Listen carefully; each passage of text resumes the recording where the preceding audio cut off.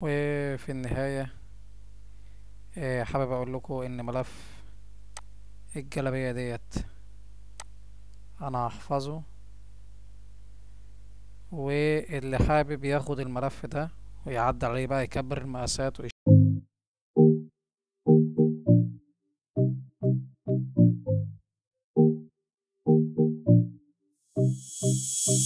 هنقول بسم الله الرحمن الرحيم. معاكم اخوكم حسن من قناة الفا تايلور. راجعين مع بعض بعد غياب طويل. كان في شوية ظروف للأسف. هنعمل الجلابية السعودي على الكمبيوتر. طبعا أنا مش طالع أشرح البرنامج، أنا طالع أشرح لحضرتك الجلابية بتتكون من إيه وإيه وإيه. تمام. بنفتح البرنامج ده اسمه اوبتي تكست، ده الإصدار 21 منه. أنا جايبه منين؟ جايبه من حد راجل محترم اسمه أستاذ محمد الاقتفاني. ده هسيب لكم لينك القناة بتاعته لو حد حابب يشتري البرنامج منه في صندوق الوصف تحت. واللي بيعلمنا عليه برضو اخ كريم، الاستاذ ابو عبد الله، الله يبارك له. طيب الجلابية ديت مقاس صغير، مقاس صغير جدا، اصغر مقاس في الرجال يعني. اصغر مقاس حاجة صغيرة كده، شبه ايه؟ شبه الكيان الصهيوني المحتل. طول الجلابية ده هيبقى 140، عرض الكتف 20. احنا بنشتغل الظهر والصدر مع بعض يا جماعة. ده عرض الكتف، ده نص عرض الكتف مش عرض الكتف كامل. احنا كده بنشتغل على الربع. بناخد نقطة مش باينة كده زي اسرائيل على الخريطة، على بعد 6 سنتي، ونقطة تانية هنا على انخفاض 2 سنتي ونص. جميل. ونقطة هنا في الجنب التاني على انخفاض 4 سنتي. وبننزل ناخد نقطة تانية كده على انخفاض 40 سنتي، ونقطة تانية في نص بس. تمام، في النص بالظبط. طيب بناخد الأداة ديت اللي بتمسح عقبال ما نمسح إسرائيل من على وش الأرض، وبنمسح بيها النقطتين دول زي ما هنمسح الكيان ده إن شاء الله قريبا بإذن الله. وبناخد الأداة ديت وبنعمل كيرف كده، يعني بنجدد الحتة من أول وجديد زي ما إن شاء الله أراضي غزة تتجدد وأهلها يرجعوا فيها سالمين. تمام. الخط ده بس بنأكد بيه إن احنا شغالين صح. وبنيجي بناخد نفس الأداة هنا. لا، بنسحب النقطة اللي في النص ديت كده للداخل 2 سنتي على شكل كيرف. تمام.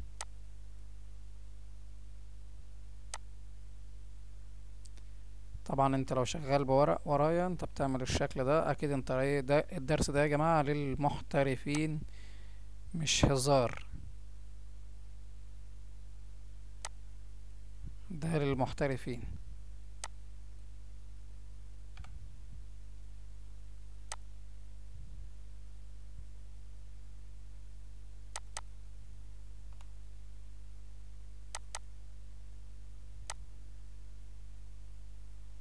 تمام. ناقص علينا ايه بقى في الجزء ده؟ هناخد النقطة دي للخارج 2 سنتي.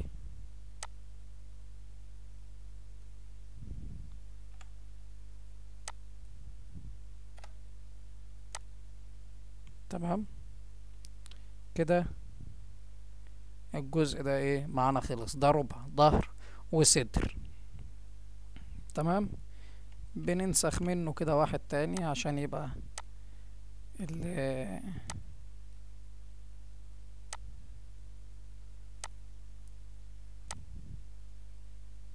اهو.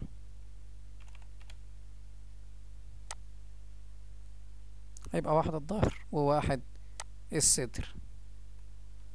تمام. التعديل اللي هنعمله هنا ان احنا هننزل ناخد نقطة تانية كده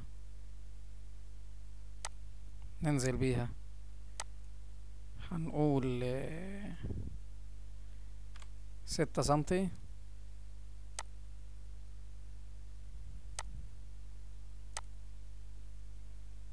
بنجيب برضو نفس الأداة ونعمل حرف ر.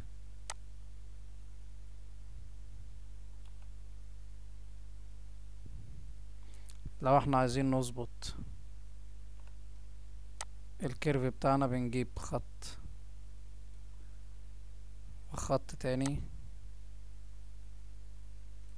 وعشان نشتغل الكيرف بتاعنا في المساحة اللي حضرتك شايفها دي.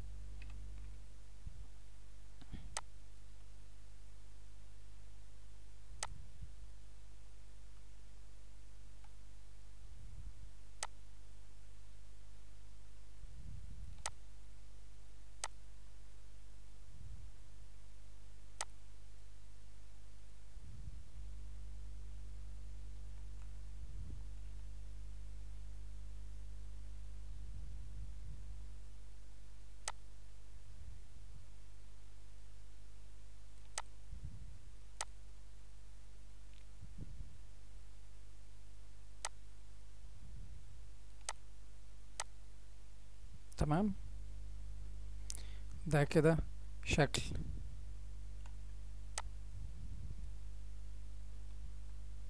الرقبة.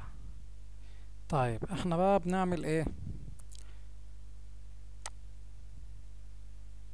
بنجيب أداة بتاعة المقص دي، عشان المفروض ان احنا بنقص 4 سنتي من الصدر، نوديهم عند الظهر.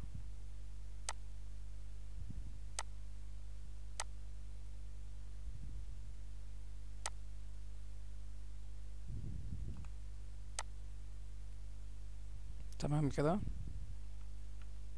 بنقلب القطعة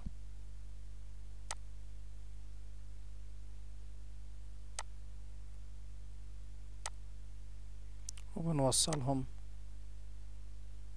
في الظهر هنا.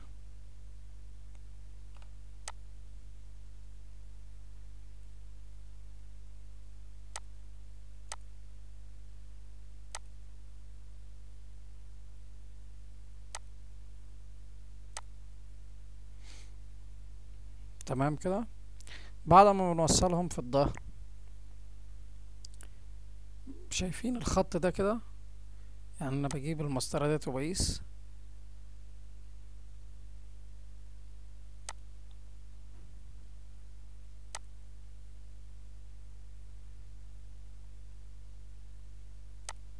طيب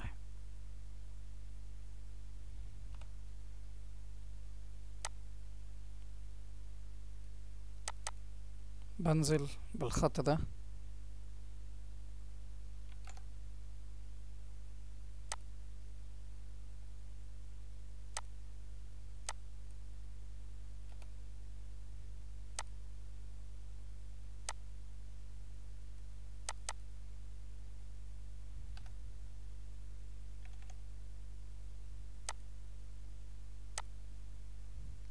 بجيب المقص وبقص الجزء ده كده.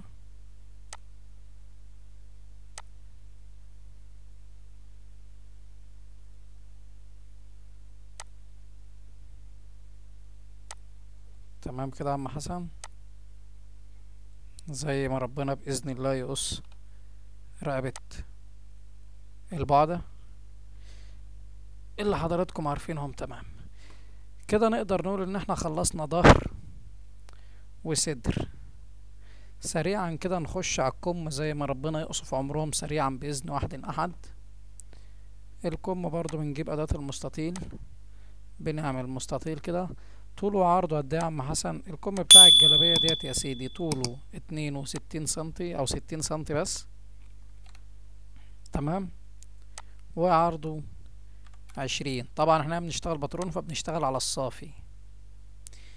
بناخد نقطة هنا كده على بعد تقريبا 7 سنتي أو 8 سنتي، وبنجيب الأداة ديت وبنمسح، ناخد نكبر كده نقطة هنا تحت في الأسفل كده. بعدين بنجيب الأداة الجميلة دي وبنسحب شكل كيرف كده لبره. تمام. وبنسحب الحتة دي كده عشان يبقى سايح بقدر الإمكان كده. طيب لو هنعمل بقى الكم ده بأساور، ناخد هنا نقطة. الكم ده عرضه كام؟ يعني حوالي 16 سنتي.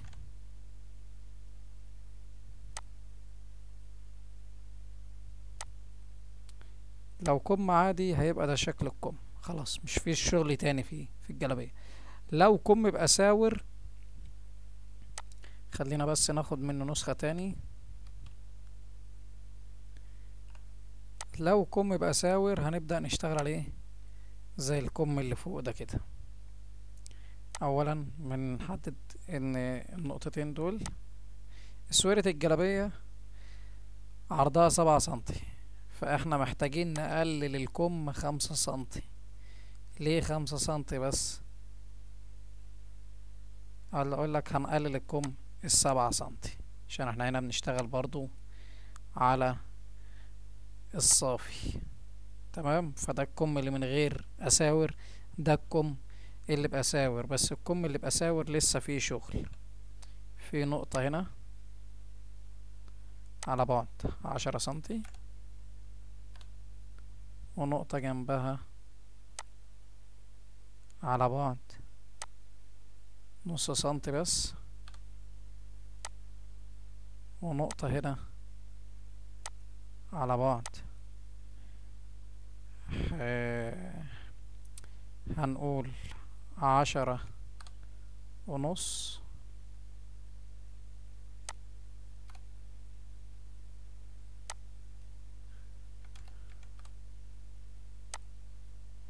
ونقطة جنبها على بعض. اوكي تمام. بنكبر الصورة بقى. انا عايزك تاخد بالك معايا. وبناخد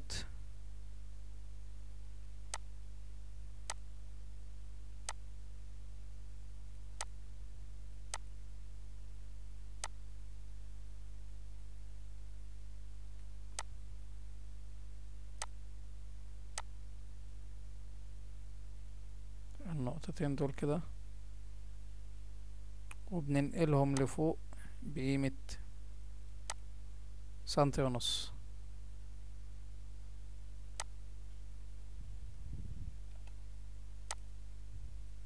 تمام. شفت الشكل اللي حضرتك شايفه ده؟ احنا كده قربنا من شكل اللي احنا عايزينه قوي. تمام. تقدر تسيبه على كده، وتقدر لو حابب تحط له شكل جمالي بنعمل ديت كده ايه، دوران كده اهي بس. تمام.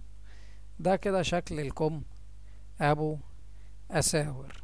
طيب لسه في الجلابية ايه يا عم حسن؟ لسه في الجلابية جنبين، ولسه في الجلابية الاشاليك اللي بتركب هنا في الكم وبتركب في الجنب، ولسه الياقة، ولسه حاجات كتير. طيب بنعمل الجنب ازاي؟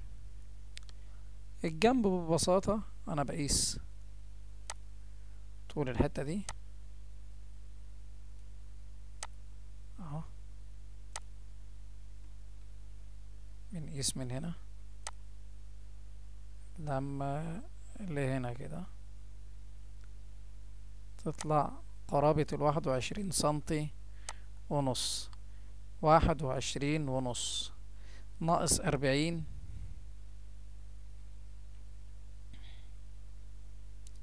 21 ونص ناقص مش 40، هيبقى هنقول 40 يساوي 18 سنتي ونص.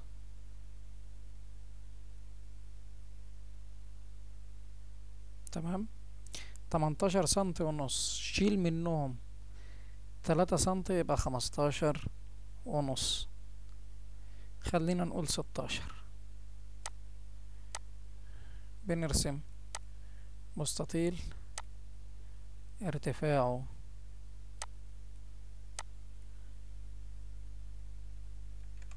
16 وعرضه 10.5 سنتي.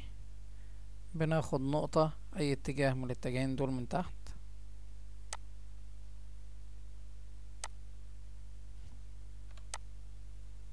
تمام، على بعد 2.5 سنتي. نجيب الأداة دي وبنمسح، بنجيب الأداة بتاعة الكيرف وبنعمل الشكل ده كده، ايه، كيرف صغير زي ده. ده اسمه الأشليك، ده بيركب هنا، يعني ده، خلينا نشيل الكم ده كده، ده بيركب هنا بس مش بالشكل ده، بيركب مقلوب الجنب التاني زي كده، تمام. ده بيركب هنا وبيتوصل في الجنب من تحت، ده بنعمل منه 4 أشاليك.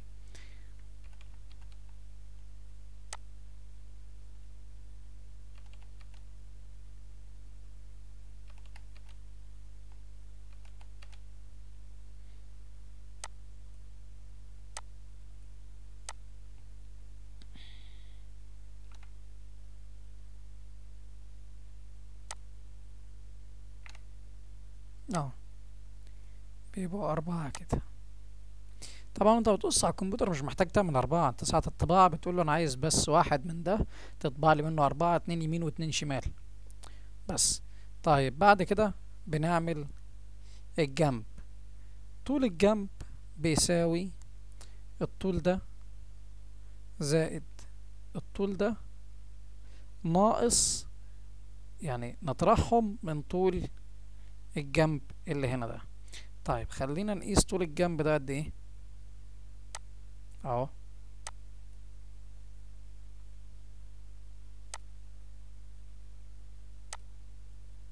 من اعلى نقطة بتاعت الكتف لأسفل نقطة 131 سنتي و87،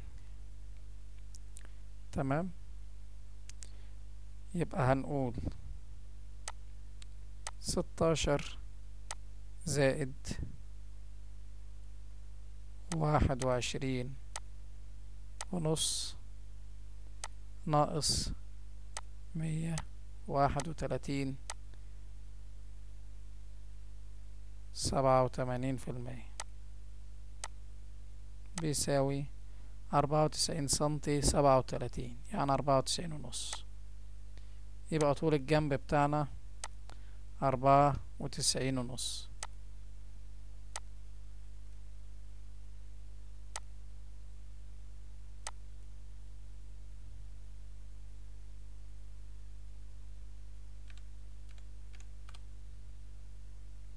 عرض الجنب بقى يا عم حسن نجيبه ازاي؟ طيب الجلابية ديت سعودي فبتبقى ضيقة، وديت مقاس صغير، هيبقى طبعا وسعها من تحت حوالي 80 75 سنتي. طيب 80 75 سنتي، أنا عندي النص بتاع الجلابية ده من تحت 44. 44 لو أنا هشتغل على 80 سنتي يبقى أنا فاضل لي كده كام؟ 36 سنتي، تمام. يبقى هنعمل الجنب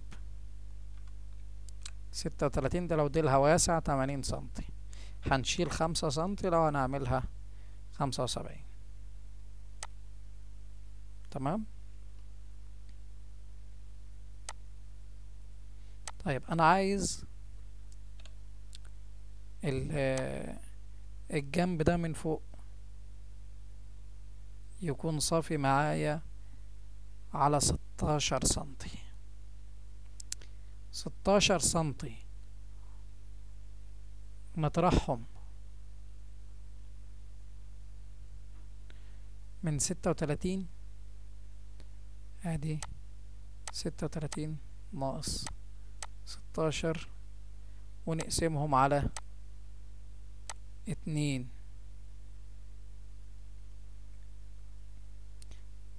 يدينا 8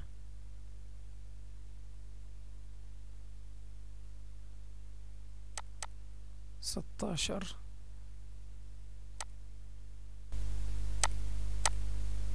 ناقص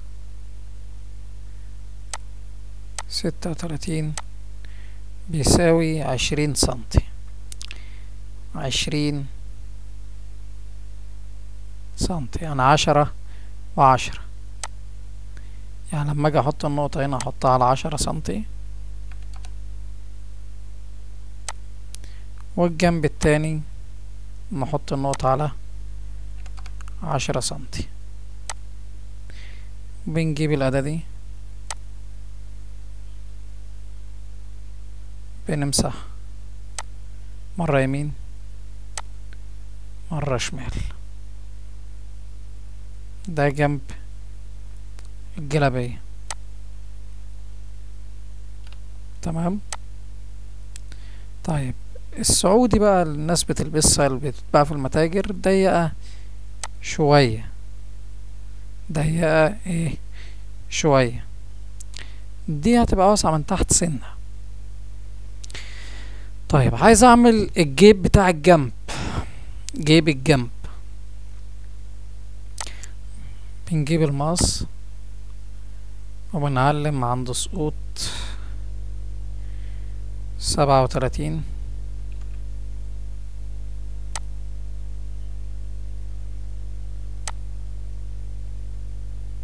و37. تمام.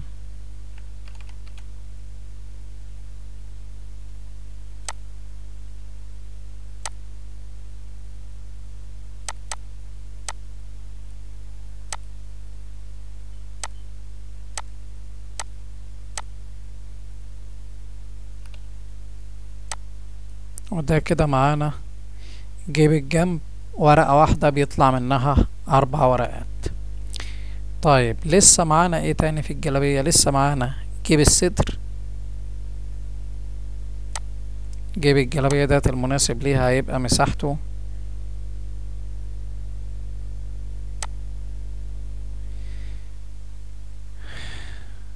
ارتفاعه 12.5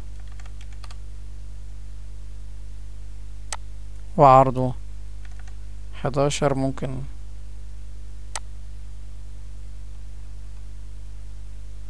بناخد هنا نقطة على ارتفاع 1.5 سم،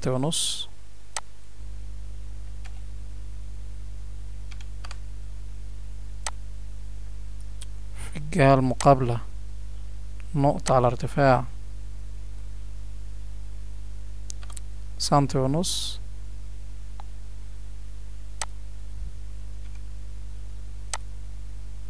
وهنا نقطة على بعد 2 سنتي،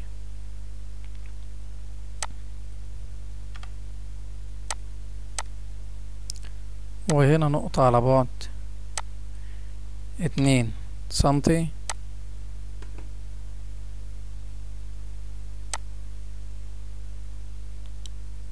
وبتشيل الحتة ديت بالاستيكة زي ما ربنا ان شاء الله يشيل اسرائيل بالاستيكة، وتشيل الجنب التاني بالاستيكة، فيبقى شكل الجيب حلو كده زي ما شكل الخريطة بتاعت فلسطين هتبقى جميلة ان شاء الله لما اسرائيل ربنا يزحها من على وش الارض. تمام. ده شكل الجيب. طيب خلينا بقى نشوف هنعمل ايه تاني. هنعمل الياقة، عاوزين نعمل ياقة الجلابية بتاعتنا. عشان نعمل الياقة لازم نقيس المسافة دي من هنا لهنا، قالك 6 سنتي و12 ملي.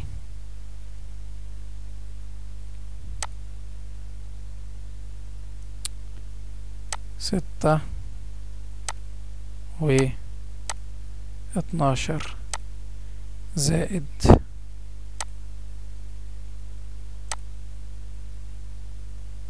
10 94. 10 94. 10 بيساوي 17 سنتي. يبقى هنقول 17 في 2 يساوي 34 سنتي. 17 سنتي ده نص الياء. طيب بنجيب مستطيل بنرسم عرض 17، ارتفاع 4 سنتي. شكرا.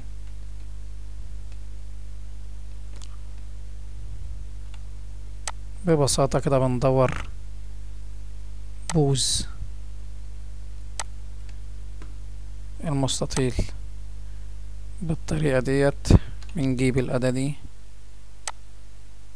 وبنسحب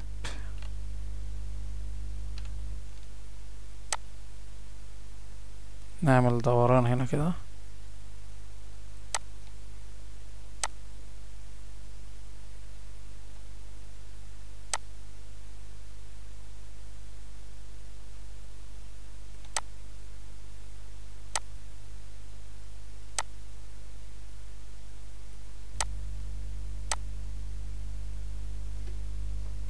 ده شكل النص ياقة بتاعت الجلابية السعودي.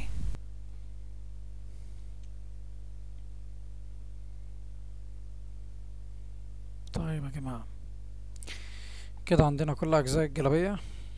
طبعا القطعة بتاعت الأساور سهلة وبسيطة حضرتك. صورة الجلابية ديت 20 سنتي،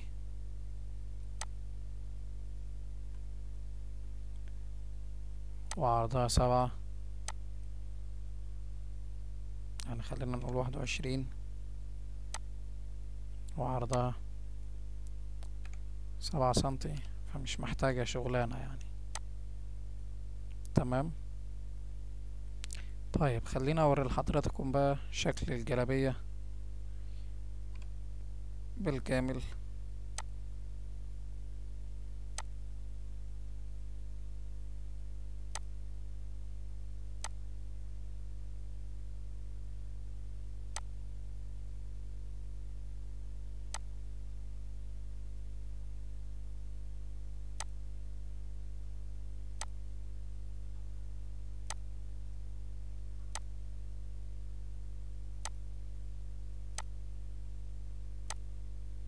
ده شكل القطع بتاعة الجلابية بالكامل.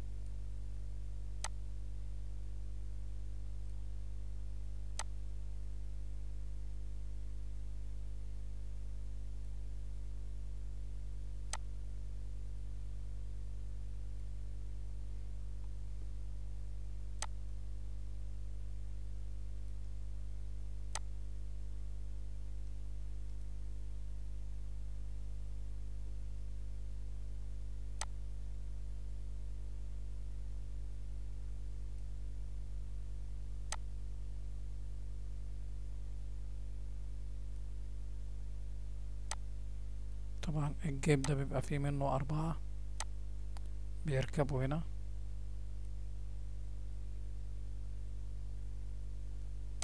ده شكل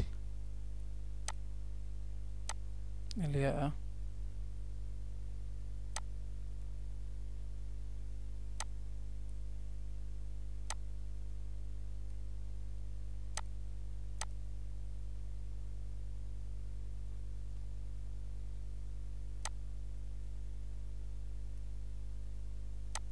ده شكل عندنا هنا في مصر بنقول عليها السفرة. وادي الكم بتاع الاسورة، وادي الكم اللي من غير اسورة. تمام كده يا باشا. وفي النهاية حابب اقول لكم ان ملف الجلابية ديت انا هحفظه، واللي حابب ياخد الملف ده ويعدل عليه بقى، يكبر المقاسات ويشتغل ويطبعه ويشتغل عليه. ده مقاس 56 سمول، عرض الكتف فيه 40 سنتي وطولها 140 سنتي اهيت. وهنكتب عليها جلابية المتابعين. طيب عشان تحصل على الجلابية ديت، هتفتح وتكلمني وتنشر الفيديو ده وتدعم اخواتنا في فلسطين، وكل الدعم ليهم من قلبي ومن قلوبنا كلنا. وعلى الأقل استنكر اللي بيحصل ولو في قلبك، لأن والله سيسألك عنهم الله عز وجل. السلام عليكم ورحمة الله وبركاته.